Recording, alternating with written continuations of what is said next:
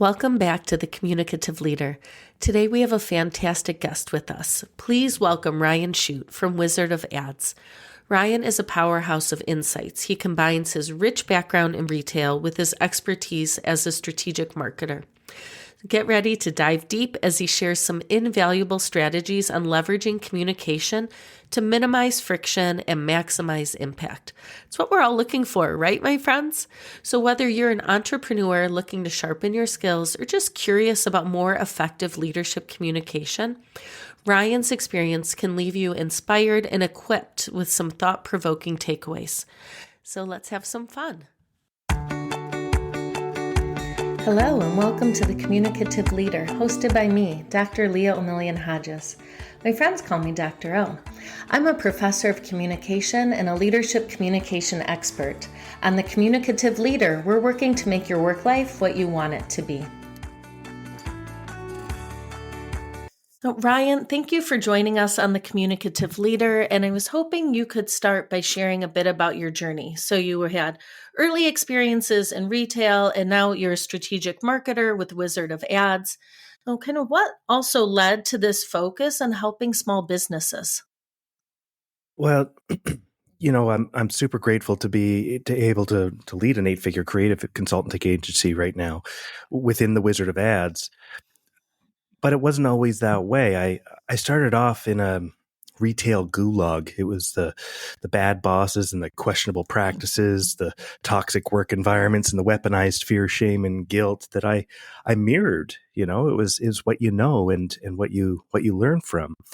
And I thought I was doing the right thing because I didn't know what I didn't know. And I became a really, really strong manager. And an equally bad boss. After getting summarily fired for generally bad behavior, I had an existential crisis. It was this situation of, if this is bad, overperforming, but making people angry and creating all this friction, what was good? And I didn't want to be average. I didn't want to be good. I wanted to be great. And it really hit me hard. So, I started kind of exploring what it was that was causing my problems, and I come to find out that this is really all about friction in communication, and the things that I'm doing intentionally and unintentionally from the things that I thought were right to cause myself to be a weak leader as strong as a manager as I was. So today I get to create these divergent sales and marketing strategies for clients, but I do it by looking at two big things. One is removing that unwanted friction, and the other is looking for that divergent communication, that thing that's going to stand out amongst the crowd so that we can actually do something that gets noticed, not just blends in with the fabric of the business or the community or the marketplace that you're in. And it was that early friction that has me so hyper focused in on your brand as a culture, and your culture is your brand. And when we really elevate the employee experience, including the experience that we give ourselves, we have this opportunity to deliver a better buying experience. And ultimately the buying experience and the employee experience are the marketing and the advertising that we do to accelerate our profitable growth as a big brand. Yeah, excellent. Thank you for sharing that. And I really love, in your experience and what you're sharing, you show the impact of social modeling, right? Of when we're showing this, even if it's not intentional, it's that idea of you never want to be their leader who says, do as I say, not as I do, because those actions speak so loudly. And so I really appreciate you sharing that and then changing it and turning it around for all of those who you work with and who work for you. Yeah. It's I didn't realize it was such a big deal until I knew better. Yep. And then you can look back and cringe and say, that's okay. I've done the work. I'm doing it differently now. Well, that's what makes us who we are today. Exactly. And affords us the opportunity to stand above the crowd. Yeah. Yes. So you were mentioning friction, and that was my next question because I know you talk about this idea a lot. So I was hoping you could define it for us. So, what is friction in this context? And then the second part is how is this or how can it be a barrier to profitable growth for small businesses? Well, the friction really lies, in the laws of nature. When you think about friction, you think about the rough bits on a flywheel, the things that are slowing things down because there's bumps along the way, there's roadblocks, there's barriers, there's pitfalls, and that all is the friction that we deal with. And sometimes it's self-inflicted, sometimes it's intentional, sometimes it's unintentional, sometimes it's back to those old habits that we learned from our daddy. And a lot of the time it's not done with ill intent, but it is done because we think that's what produces a result. One of the biggest parts of friction is compliance. Now, I'm not talking about the compliance that keeps people safe. I'm talking about the compliance that we demand from people when we don't have them doing the way we want them to do it. What we're doing is we're being really lazy about what it is that caused that friction in the first place. What did we not communicate? What did we not say to help people do the things that they need to do to be successful in the job that we're asking them to do?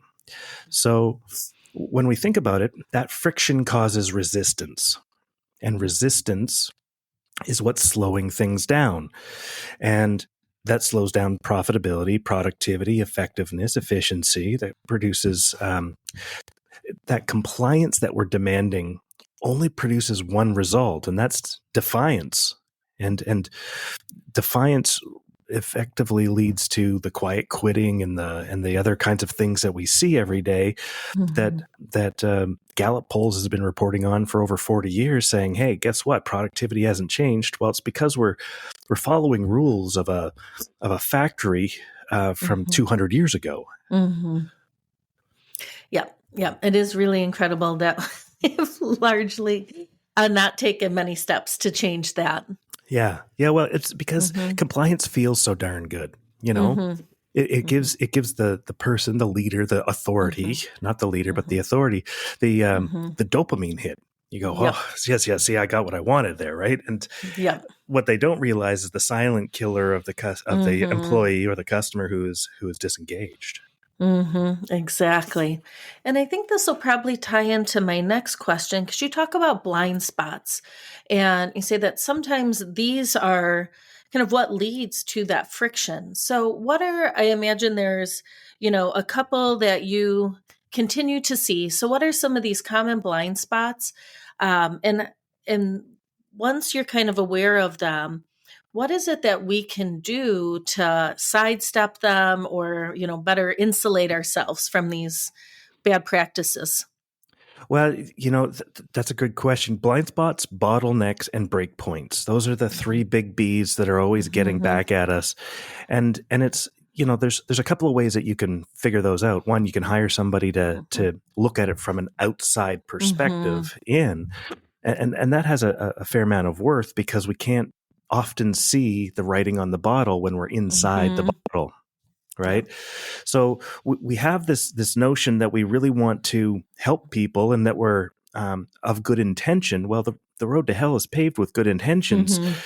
And that's the blind spots I'm talking about. Compensation is a perfect example of a blind spot. When you're putting a person into a survival position through a commission only structure, for example, and then not providing them with the appropriate lead volumes or measuring them with the appropriate sample size, all of a sudden you've weaponized this shame cycle of not performing when you're measuring me off of completely bad data and not giving me what you're required to give me, which is the lead flow that I need to be successful. So when we start to look at the cumulative effect, a lot of businesses say, well, I can't afford to pay my guys this much. Well, change your business model and stop treating your employees like a bank.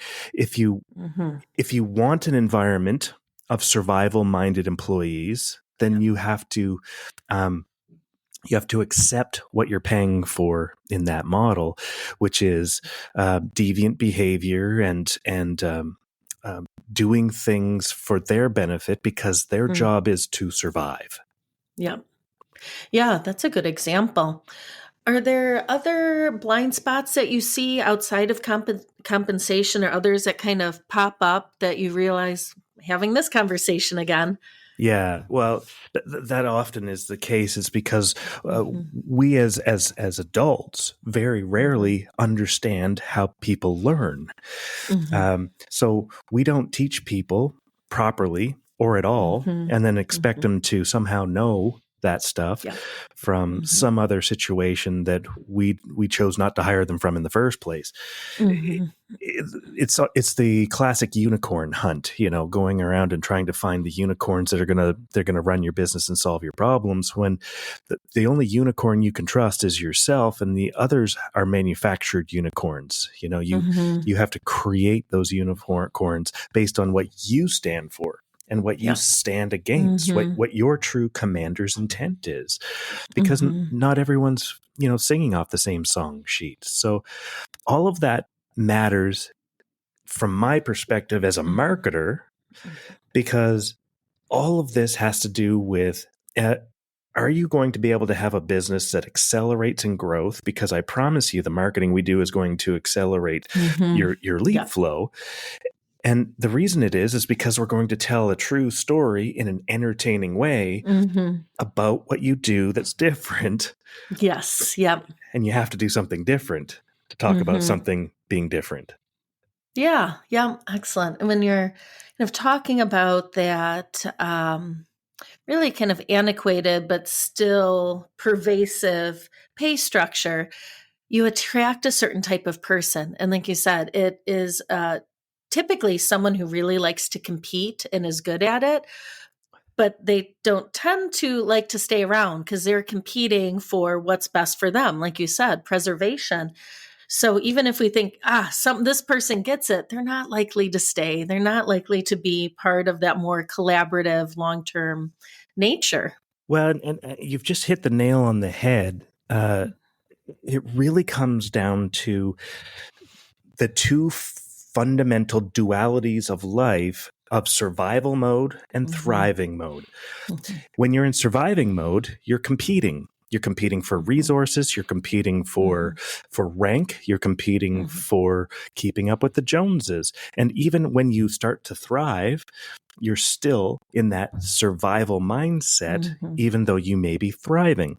So it's not about wealth or profit. It's Yep. or income. It's about how you think about life. And look, Hmm. I'll be the first to say that I have lived my entire life as a survivalist, and Hmm. I have because that was the world I grew up in. Hmm. 100% commission sales, performance based. Everything has to kind of lean on you. This is why I'm terrified of providing for my family every Hmm. single day and doing a good job and keeping up with those proverbial Joneses. Hmm. Thriving mode is a collaborative mindset. It is one of those things where unless we have the um, the strong desire to break ourselves away from, for all intents and purposes, our ego, Yep. we're not actually going to Hmm. see thriving in our Yep. world, Hmm. um, because the ego is constantly whispering in your ear, Hmm. "Hey, he's trying to Hmm. steal your sale," Yeah. or your wife, or Yep. his Yep. TV's bigger than Hmm. yours, Yep. Hmm. right? Yep. Exactly. Exactly. So, one word you've mentioned a few times is differentiation.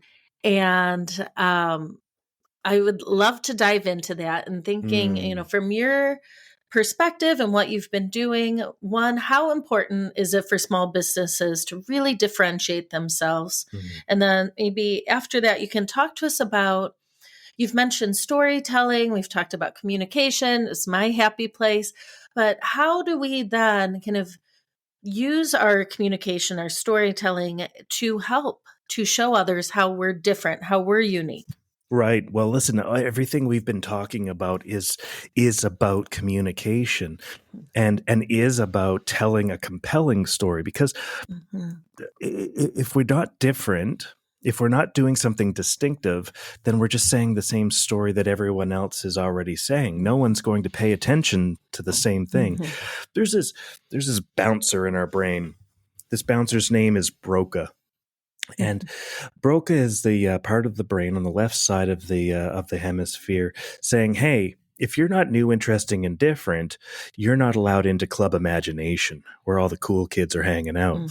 Now, Club Imagination has no facility for words, and neither does our decision-making facility. All of that orients in the emotional side of the brain, the right side of the brain, and then is backfilled and justified with logic on the left side of the brain. So why am I saying all of this? This all matters because when we start to tell the stories, we start to set up our business owners ahead of time. I'm giving the preamble for the business owner to go, well, what is actually different about me? And it has to be more distinct than the differences that everyone is, right? All the goth kids wanted to be different. Yeah, like all the other goth kids, right? Yep. So bless their souls. It's this trying to find your identity thing, and you try this costume on and that costume on and see what fits. Well, the real difference is what makes me stand 600 feet above the competition. Well, there's a few things. There's generosity and gratitude. There is honesty, integrity, trustfulness. There is that willingness to help people. You know, the people who stand out above the crowd are very often the helpers, the people who faced danger and put themselves in a vulnerable position with courage, right? Yep. We honor and admire courage every single day, but you can't have courage without vulnerability, right? They're two sides of the same coin. And why does this matter? Because if you're going to stand out in your marketing, in your advertising, with your employees, as a business, as a leader, all of it makes a difference when you decide what to stand for and what you decide to stand against. And that's the real first step here is the biggest shift from going from manager to leader is recognizing what you believe in and standing for it. Now, there's a big difference here. This is a crucial moment that we're talking about here. The moment we're talking about here is the difference between a belief and a value. Now, Nobel Prize winning physicist Niels Bohr, he once said that the opposite of a profound truth is very often another profound truth. What most people don't realize is that for every proverb that exists on the planet today, there's an equal and opposite proverb. So we live a world of duality, surviving, thriving. Most people, Maslow himself says that 65% of people live in this survival type of thinking, and that only 35 ever see some level of thriving, even if they're currently in an abundant situation because they're struggling to hang on to it. Well, that matters for your customers, that matters for your employees, and frankly, it matters for yourself. Right? Because we very often ignore ourselves in this communication cycle. And when we're talking about values and beliefs, a belief, then we can agree, is an equally interchangeable thing. I believe that justice and mercy are equally valid virtues. But if I'm the accused murderer, I want mercy. And if I'm the victim's family, I want justice. But what happens when the victim's family murders the murderer? Right? Those are beliefs, and they're valid beliefs. We're not dismissing beliefs, but they are worthless because they're interchangeable. They're interchangeable because they come with no consequence. True value in this world, as a business owner, as a person, as a contributing member of society, comes down to the things you're willing to sacrifice, the things you're willing to struggle for, the things you're willing to give up, and the consequences that you're willing to put on yourself when you don't hold true to your consequence, to your value, right? And when you don't hold true to that value, what does that mean? It means that I if I don't stand for it in other people, I don't stand for it myself. Now, in your business context, operationally, you can build a business that represents all of that, right? You can say, here's the things I believe in, here's the things I don't believe in, here's what I believe the customer wants, and here's the thing that I'm willing to punish myself with if I don't deliver for that customer. And operationally, you can deliver that consistently without having to show everyone the magic trick, right? Magicians don't tell you how they did the magic, right? Right? This is no different than business. We're not telling them how we did the magic trick. We just do the magic trick, right? Yes, thank you. Such an eloquent response, Ryan. Thank you. That was really helpful in understanding that and giving me a new way to think about differentiation. Yeah, it's super important because otherwise you're just you're just putting table stakes on the table. You're saying that you have good hours and good people who care about your needs and all of the normal stuff that is. You don't need to say the minimum standard anymore, right? Yeah, you need to say something more than that. Exactly, like you said, that's a story that's been told over and over, and it's time to think about a new story that will be memorable. Yeah, and it lying in that, a memorable story isn't a factual story that educates a person about the thing you do. We have a client where there's two people sitting in a truck at night. It's a home service company that stays open late. Well, the way we tell that story is the one person says something, the second person says something, and then it's just free reign from there. We're going to go crazy for 30 seconds and say something goofy and then circle back to a natural resolution.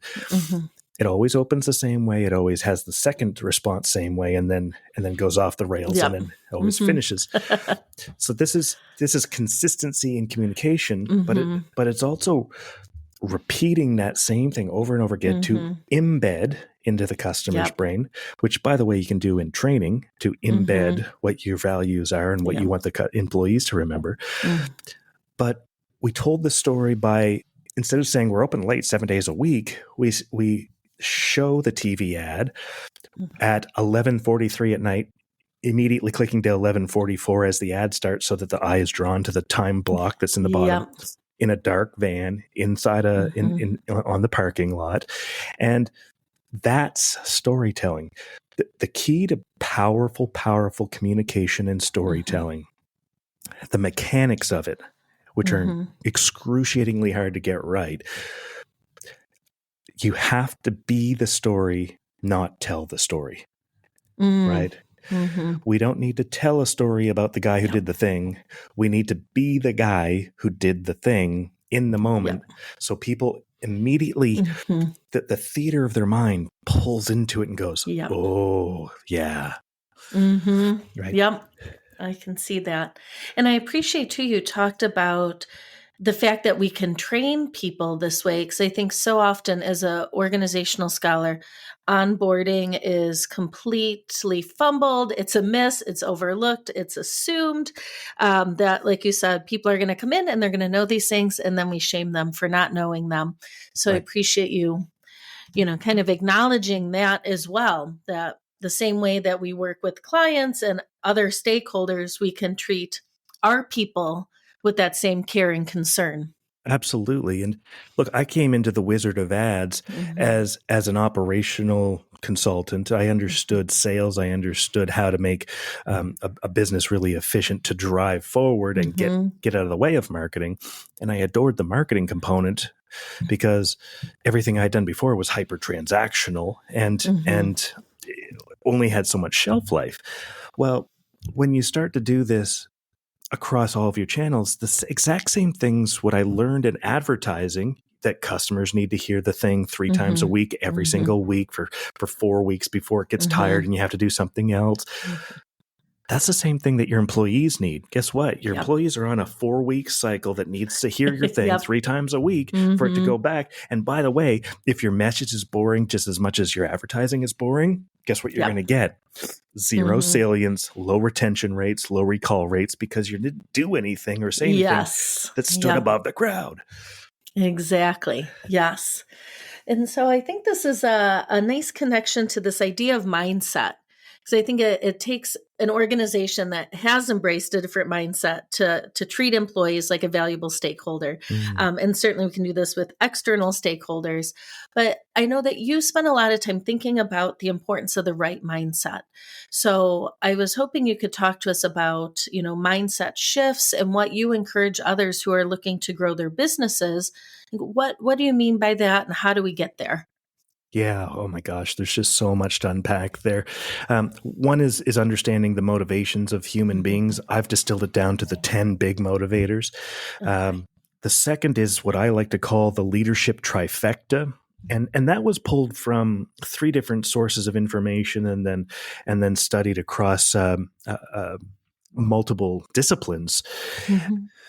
because oftentimes they live in silos, right? Mhm. The Oh, we love silos in oh, academia. Like a so much so. And unfortunate happy place. it is because we fail to see the bigger picture Mhm. when we focus in on the one thing. What one is the psychology of the self, obviously, Mhm. and what we're internalizing in our mindset is that's the first thing we have to get right. Yep. And if you look at it like the hierarchy of needs, and you spin the perspective to Mhm.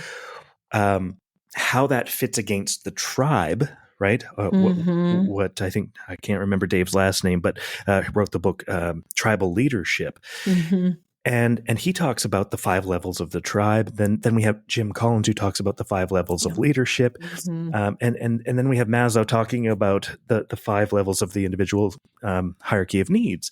Yep. Well, when you distill down that information, bucket it into the survival and thriving mindset, what you see is that all of them are the same thing in a group, in an Mhm. individual, and in a tribe, and in the self. Now, James Schuler talks about this in his 3 levels of leadership, which is an excruciatingly hard book to read, but Mhm. is a useful device for me to have figured out these 3 things are all living together. Right, Mhm. we're failing to see the big picture here, and when we put them together, first we have to get our mindset right.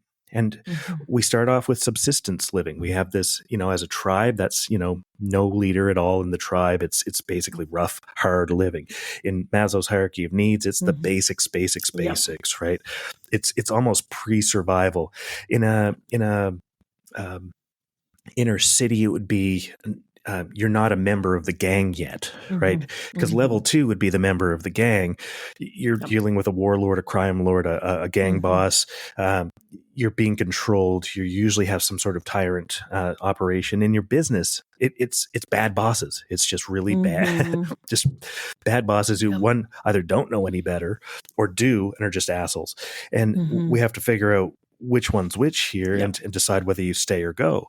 And then we have this belonging section in Maslow's Mhm. hierarchy, which is no different than the aspirational leader, the aspirational manager who Mhm. wants to do right for their employees, who is trying, may not be succeeding all the time, Mhm. but is doing the job. And then we elevate up within the tribe, within ourselves, and within the individuals who we immediately affect to something of esteem, something where I thought esteem was ego for the longest time, when esteem is actually you're doing something of esteem.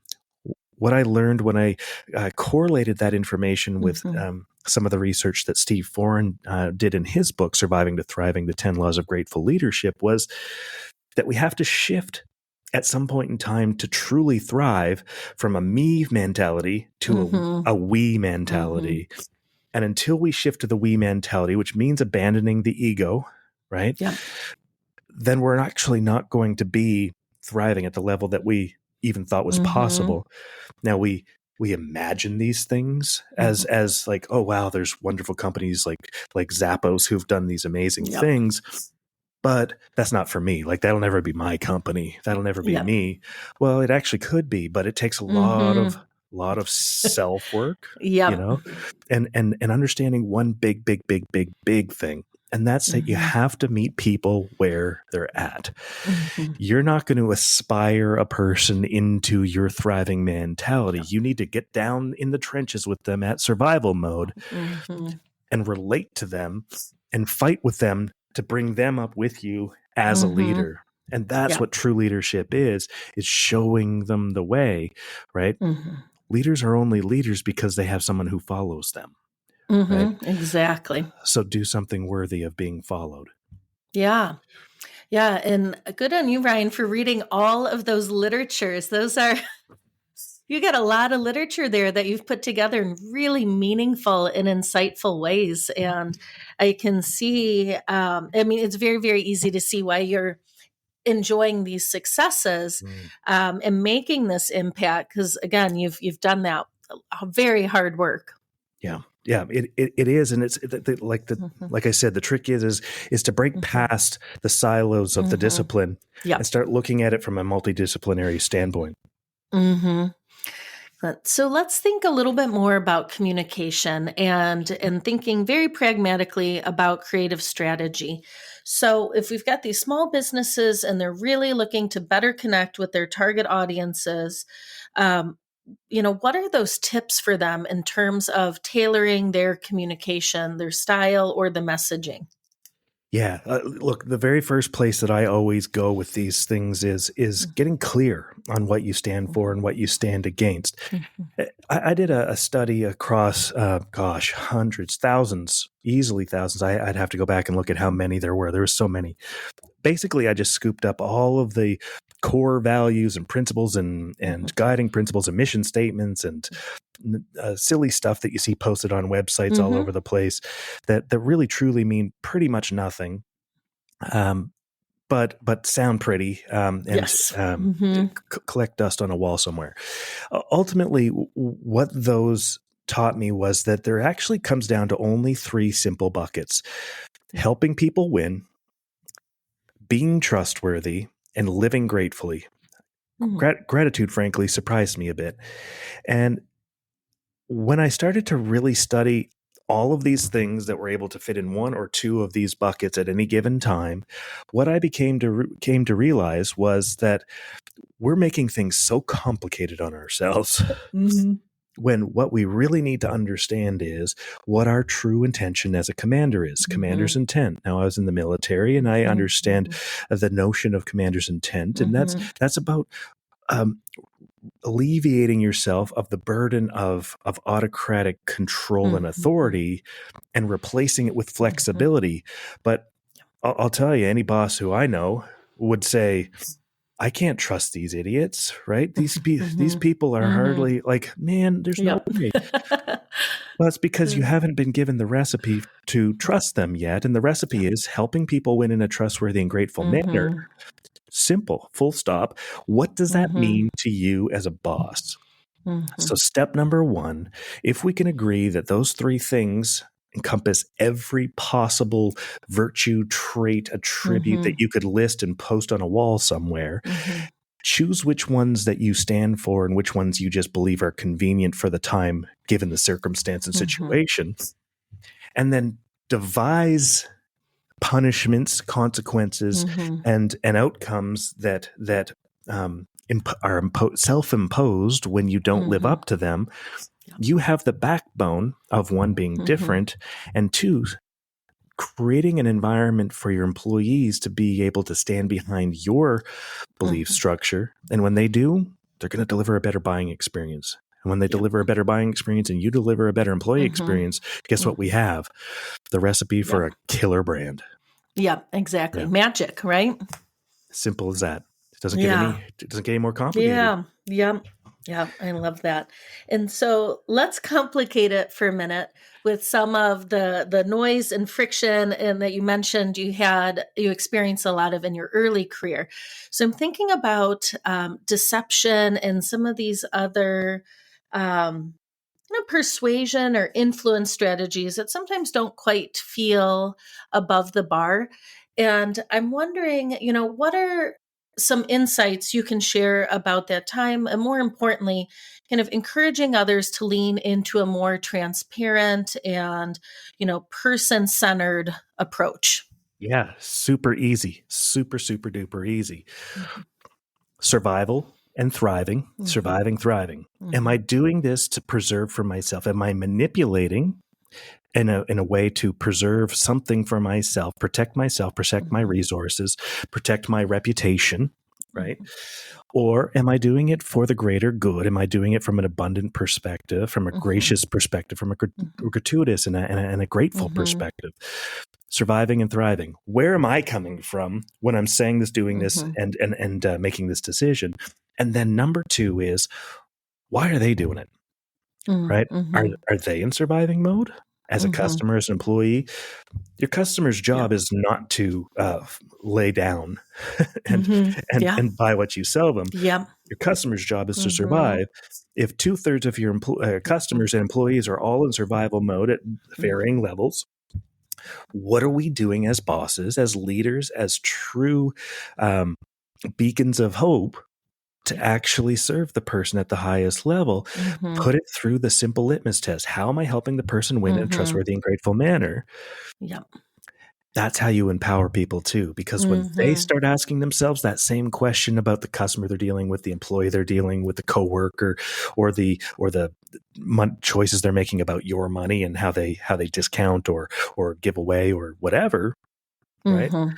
Yep. How they respond to that person in a compassionate and empathetic Mhm. way, right? Or in a self-serving and aggressive or um, contrary kind of way. Yeah. All of these fall Mhm. into the duality of life. It's Mhm. it's not 58 things, it's one of two Mhm. things. If it's negative, it's almost certainly going to be Yeah. survival thinking.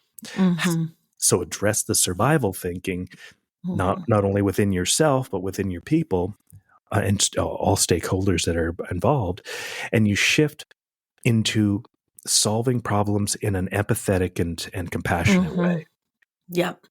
Yep. Which then in turn creates such a better environment for those who are looking to make purchases in these areas. And I would imagine would lead to a lot more repeat purchases than the, oof, I didn't feel good about this. I felt pressured into this, crossed off the list for anything going forward. Absolutely, and equally as much for your employees Mhm. for retention. If Yeah. you're asking your employees to betray themselves and their value Yeah. system and Yeah. their belief structures, um, Mhm. this is an age old problem when it comes to Mhm. technicians in the home service Mhm. space. You're Mhm. saying go out there and be a salesperson, and they're like, "Yeah, no, I just want to fix problems." Fix it. Yeah. Yep. Yep. And you're asking me to charge too much money, and you're asking me to do this and Mhm. asking me to do this, and I don't feel right about it. So Yep. I'm gonna go, install new air conditioners Mhm. in new home builds and for commercial Yeah. for unions instead. And Mhm. and that's because we've asked them to betray themselves, Mhm. um, with devious practice, not Yep. not practice that serves the customer at the highest level. Well, when we can Mhm. reconcile that serving a customer at the highest level is selling, and Mhm. it's selling because we've gone through the process of Yes. of, Yep. of, of properly understanding their Mhm. needs, the environment's needs, and the system's needs. That we've only Mhm. presented the thing that actually is the problem, not trying to sell them a bunch of nonsense they don't need. Mhm. Is there other things that they need eventually and will spend money with us on? Absolutely. Do we Yeah. need to escalate that unnecessarily for the benefit of us, in Yeah. sacrifice for the long term sale? Absolutely not.